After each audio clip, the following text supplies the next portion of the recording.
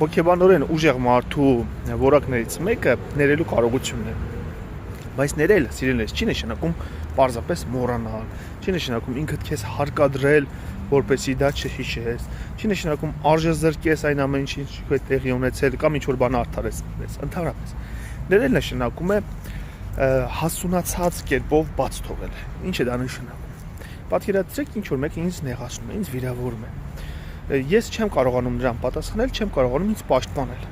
Դա անշուշտ դիպչում է ինձ, դիպչում է իմ մոզմունքներին, իմ արժեքներին, իմ ինքնագնահատականին ընդհանուր հաշվով։ Դիպչում է եւ ցավեցնում։ Եվ դրանից հետո ես պարզապես իմ անգիտակցականը թույլ չի տա, որպեսզի ես նրան մոռանամ, որովհետեւ եթե ես նրան մոռանամ, եթե այդ դեպքը մոռանամ, բաց թողնեմ, ապա կարող է կրկնվել։ Իսկ կրկնությունը ավելի մեծ ցավ է առաջացնում։ Իմ անգիտակցականը ինձ անընդհատ հիշեցնելու է, որպեսզի ես հանկարծ չմոռանամ, միշտ մնամ զգոն զգայուն, որպեսզի դա չկրկնվի։